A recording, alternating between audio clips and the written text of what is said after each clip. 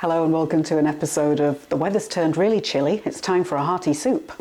Over the last couple of weeks I've been hit by a series of flare-ups, so I haven't really felt up to cooking much. So I've had a cauliflower in the fridge, I think 3 weeks now. It's looking a little bit sorry for itself, so I was kind of thinking how to use it because it's also very small. Initially I thought, oh, maybe I'll blend it down and turn it into like a pasta sauce, do a sort of Alfredo kind of thing. And then thought, oh, maybe a soup would be nice. And then the recipe started putting itself together in my brain and then has been keeping me awake for hours. Give me more attention. I'm going to make a creamy corn chowder. If you haven't come across chowder before, quite often it's clam chowder and it's kind of clam pieces in a really thick, creamy liquid. It's just really tasty and very kind of hearty and warming, which is perfect for this autumn weather that we're having. Then I started thinking of ways of making this kind of a lower energy one to make, like a low power rather than physical energy, because of the cost of electricity at the moment and gas, but in this case more specifically electricity, because things are crazy at the moment. I'm also shooting on a new camera, so I've got this Sony ZV-E10. It was a gift from work for hitting 1,000 sales. Now the thing I really hate about this new camera is that is where I plug in my USB battery pack, which means I can't really see the screen very well. I'm going to use dried onion pieces in this one, partly because then it saves me having to chop and cook off some onions, but also because I've got loads of them and I need to use them up really. So this isn't a crucial part of it. If you've only got regular onions, that's absolutely fine. These are the same ones that I used in the barbecue jackfruit recipe. Stick the link in the description for you. So I've got 200 mils of oat milk. It's kind of, I don't know, 4/5 of a cup. Nothing at all needs to be precise in this. So I'm just going to ping that for a couple of minutes in the microwave to get it warm, because it will soak, the onions will soak faster. The only problem with doing this full video in the microwave is that sound. I think it is going to be detectable on the video, but I'm hoping it's not going to be too dominant, too overpowering. So I've got 25 grams of the onions, about 2/3 of a cup, but honestly do as many or as little as you want. So it's really just onion that's been chopped down into pieces and then dehydrated. So they're great, for having in your pantry, because it doesn't take any space to store them in the fridge or anything, and then you just rehydrate them in some liquid. I'm going to make a fairly large batch of soup and then I can stick some in the freezer and just pull portions out. The milk's really hot now, so I'm going to tip in the onion pieces. So I'll give it a little stir just to make sure everything's in the milk. On to prepping the cauliflower. You can do this as big or as little as you want, but the smaller the pieces are, the less time it's going to need in the microwave, ergo the less energy it's going to consume. Quickest way of getting all the leaves off is if you pull them back, you'll see there's kind of a ridge there. So I'm just going to go straight in there and cut that out. And then it just comes away in one whole piece. I don't mind these little paler ones, that's absolutely fine for me, so I'm just going to leave those on. And then I'm going to do kind of pieces. Well, I say pieces, it's just crumbling anyway. I'm just going to cut slices of it and then I'm going to go across all of that and just repeat that a few times.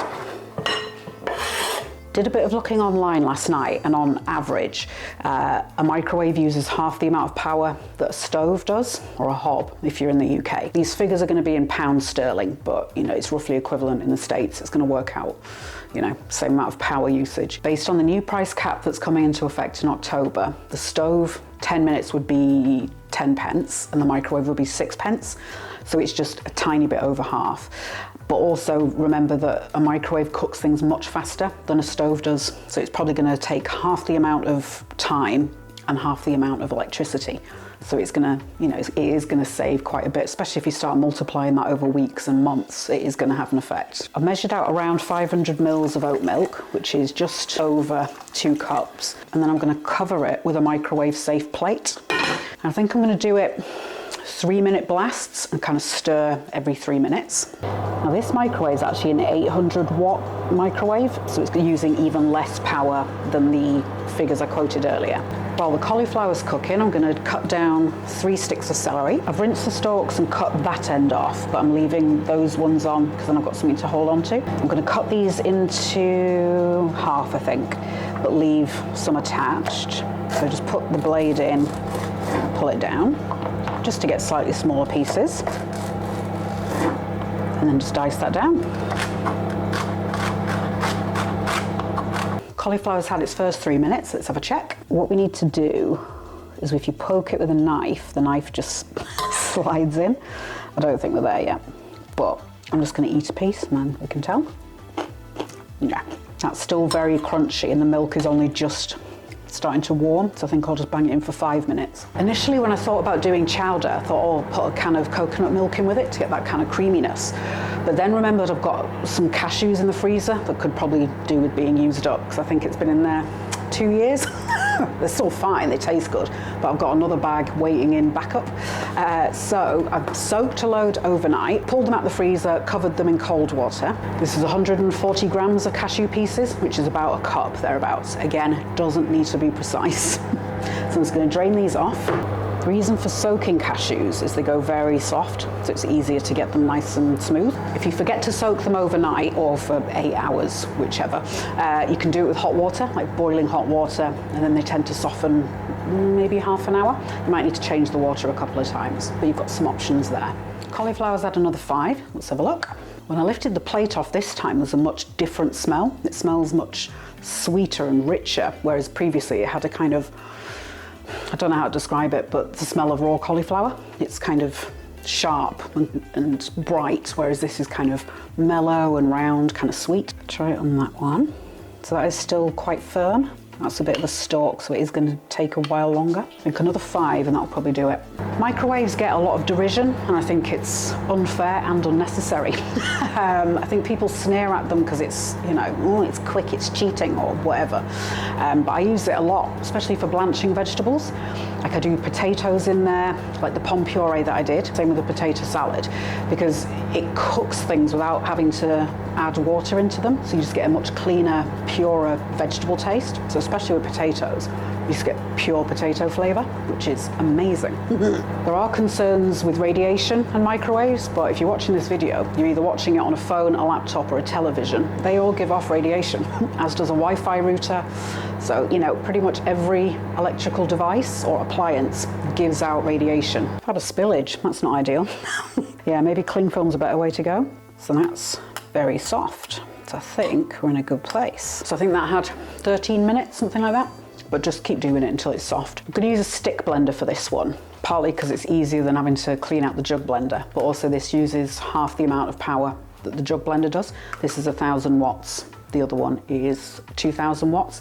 That's a high-speed blender though. Pour in the cashews, get the blender in and whiz it up. I've got everything all pureed down, nice and evenly. Based on how long it took to get it to this smoothness, do it in the jug blender, because this probably took, I don't know, 3 or 4 times as long as it would in the high speed. That probably would have taken 30 seconds in there, but that's taken a couple of minutes with the hand one, and my hands are now killing me. And it's still not silky smooth. Feel free to use whatever seasonings you like in here. I'm just going to use kind of simple basic ones that are just very tasty. I'm going to do a good grind of salt at this stage, maybe 1/4 teaspoon, and then I can always put a bit more in later. Same with black pepper. I'm going to do a 1/4 teaspoon of MSG, that's monosodium glutamate. Just gives a really nice savoury umami kick without loads of salt. 1/2 teaspoon of garlic granules. I'm also going to do 1/2 teaspoon of onion. I know I'm putting onions in there, but they're very mild, so I just want to boost that up a tiny bit. 1/2 teaspoon of smoked paprika. That was a heaped 1/2 teaspoon. And then the all-important corn. In total, I'm going to do 900 grams, which is around 32 ounces. I'm just going to give this a stir, just to get the corn starting to melt a little bit. Then I'll add in the celery. Here's the onion, so you can see it's all nice and soft and the pieces do swell up quite a bit. So I'm going to pop all of that in along with the milk. And if you haven't got the dried, it's probably the equivalent of 1 onion, 1 large white onion. Give that a good stir. And I'm going to cover that in cling film this time instead of the plate. I'll put that on for 10 minutes. Giving the mixture a stir halfway through, just so that it cooks evenly. The pieces are no longer frozen, but everything's cold, so it might need another 5 minutes on top of this, but we'll see. While that's cooking, I'm going to show you how to make some smoky bacon flavour popcorn to sprinkle on top. I'm going to add a little bit of oil into the pan, just so then the kernels kind of fry almost. Maybe a teaspoon, something like that, don't need much. For the smoky bacon seasoning, I'm going to do about 1/4 teaspoon of onion granules, maybe 1/8 teaspoon or 1/4 thereabouts of garlic, 1/2 teaspoon of smoked paprika, 1/2 teaspoon of ground sumac. This one isn't crucial, but I find it gives kind of nice tanginess almost that I remember bacon having. If you don't have that, just use more paprika. A touch of MSG, about a quarter teaspoon maybe. And a grind of salt. Give that a mix. I'm not doing loads of popcorn, so I'm not making loads of seasoning, but obviously, you know, you could make a jar of this. And then you've got it ready to rock anytime you need it. And in a separate pan, I've got maybe a teaspoon of oil and maybe half a tablespoon to a tablespoon of vegan butter. The oil is just to kind of cut it a bit, stretch the butter out a touch. It's a bit cheaper than the vegan butter. You'll know the oil's ready when it moves around the pan quite freely. I'm going to add about 70 grams of popcorn kernels, which is about a quarter of a cup. Scatter those in. Mix it around so they get covered in the oil. And then put the lid on. I've got this over a medium-high heat, so it's on 6. You don't want it too aggressive because the kernels will burn before they pop. This has had 10 minutes and it's only just starting to come up to temperature. It's only just barely warm. So I think we'll probably need 10 minutes. Keep moving the popcorn around in the pan just so nothing burns. Popcorn is a bit of a tempestuous one, so sometimes I crack the lid to let the steam out, because if it gets really steamy in there, it just makes the popcorn really kind of chewy and stale. That's the word I'm looking for. When I do the edit, I'll have a look online, see if I can find how to DIY it in the microwave, and I'll stick that in the pinned comment for you, so just keep checking on there. And if you shake it, the kernels fall to the bottom, whereas the popped stuff kind of floats on top almost. Just keep cracking the lid a little bit. Let some of the steam out. I've just quickly doubled the amount of seasoning. Yeah, I always forget how much popcorn you get. So it's best to do this while you're stirring. Add the butter in. Gonna add in some nutritional yeast. You might hear as nooch. Do maybe a teaspoon, thereabouts. It's got really nice umami flavour. It's kind of a little bit cheesy. Dump the seasoning in. Give everything a good stir. And that'll just make a nice little crunchy topping for the soup. I'm gonna leave the popcorn uncovered until it's cold, just again, because if the steam gets trapped in there, it just goes stale. It's just not as nice and crisp. I don't want to treat you like you're a child, but when you're opening the cling film, open it away from yourself, just so you don't get any burns on your face or anything. Go in there and give it a good stir. So I'll have a little try, see how the celery's doing. I'm gonna give it another 5 minutes, and I think that might just do it. If not, I'll do it another 5. It smells incredible. Just smells really kind of warm and comforting. I'm gonna give it another 5 minutes, I think. Because it's nice, it's just very crunchy, but I'm also gonna add in a little bit more seasoning. So more salt, maybe another quarter teaspoon, a little bit more black pepper, half a teaspoon of MSG. So I'll let those seasonings cook into the soup as it's in the microwave. Before I switch the microwave on, I'll tell you this now, and then I'm not fighting over the sound of it.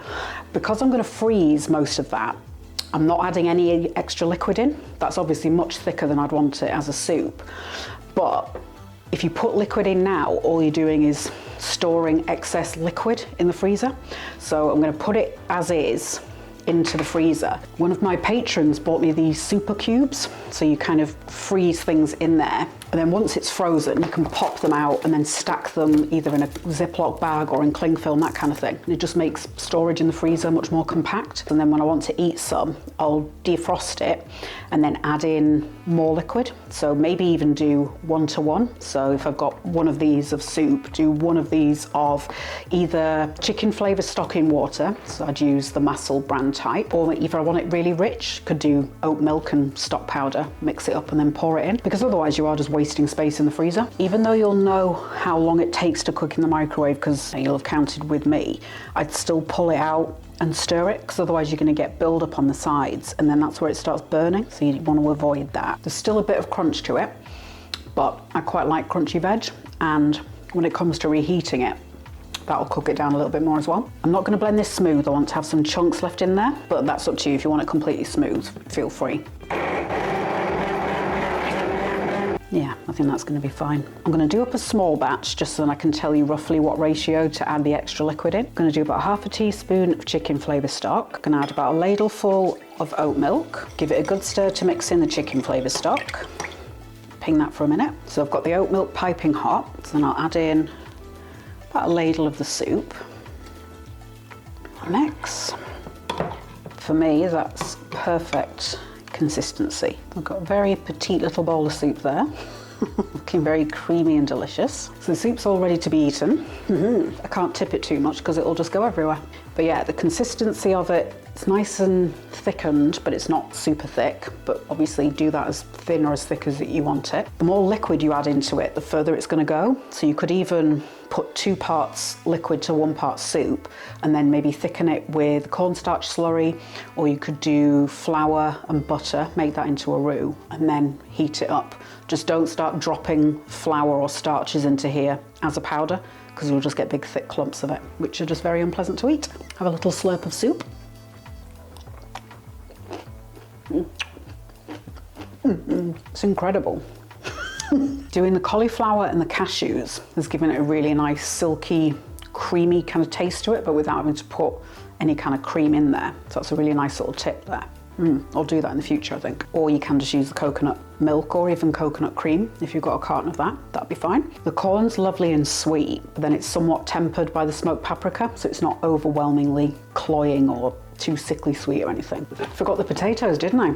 I wanted potatoes in the chowder, but because I'm freezing most of it, potatoes don't freeze well at all. The texture just goes really odd. It's mushy, but then I don't know, it's almost like the solids become more solid, but then the liquid is more liquid. So it's just this really odd texture that I really don't like.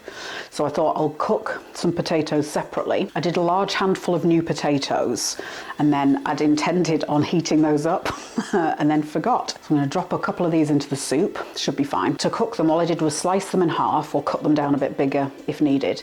Put them in that Tupperware with the lid on. No extra water though. And then did 3 minutes, stirred it, and then another 2 minutes, 5 minutes altogether. Yeah, and that just cooks them really nicely. The more potatoes you do, the longer you have to do it for. But yeah, for that quantity, super fast. If you're not gonna freeze it, you could do, I'd maybe still cook the potatoes separately and then add them in after you've blended it, because otherwise you're gonna start blending the potatoes down. So yeah, you know, just sort of bring everything up to temperature separately and then combine it once you've done with the blender. Unless you want small bits of potato, that's fine, then you can just blend it with the rest of it. But I like having the bigger bits. And there's a bit with the potato. So the heat of the soup is warming it quite nicely. Oh man, I love potatoes. They add another kind of texture in there. It's lovely and soft between your back teeth. And then you've got kind of the crunchy kind of sensation from the corn because it's got the skins on there. And then the celery as well. Sprinkling the popcorn on there just gives it an extra nice bit of crunch as well. And the flavors also complement the soup really nicely. You could just do plain salted if you want, just grab a bag from the supermarket. You could also top that with the roasted corn that you can get, especially the, I want to say gigantes, like the huge roast corn bits that you can get. They're really nice and crunchy. That would be good on there as well. I planned on toasting off some corn in the air fryer as well and sprinkling that on top, but just ran out of steam in the end and didn't. But I've done it before just to revive frozen corn. So just put your frozen corn in a little tub, like a heat-proof tub obviously, and a touch of butter in there, and then just air fry it at 180, which is about 350 Fahrenheit, for maybe 10 minutes or so. Just keep stirring it. It'll start caramelizing in places and it gets that kind of chewiness that corn can get. It can make a whole big thing of having different toppings on top of your basic bowl of soup. If you want to serve that as a main meal, I'd maybe do a salad of some sort. You could just do, you know, like a green salad with a very light dressing. Or, I don't know, you could do lots of different bits. So lettuce, tomato, cucumber, red onion, that kind of thing. That would work really nicely on the side. You could do it with some nice crunchy bread on the side as well. You could even get one of the kind of small cob loaves, I want to say they're called, or a boule maybe.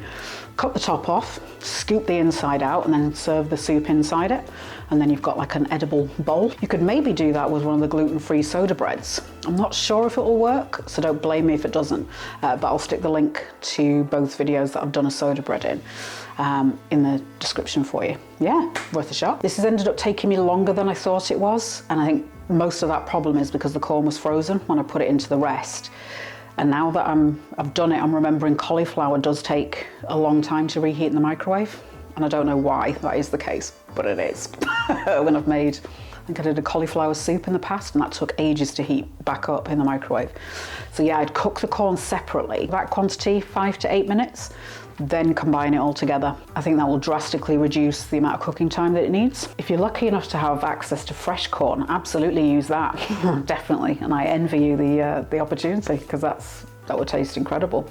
You could even toast or roast the corn down and that would give you even more flavor in the bowl. So I just thought I'd do this, and then you've got some basic ideas there that you can start then building on. Hit subscribe and tap the bell icon for more vegan recipes that are warming and delicious and easy on the electricity bill. Once you've done that, head over to this one.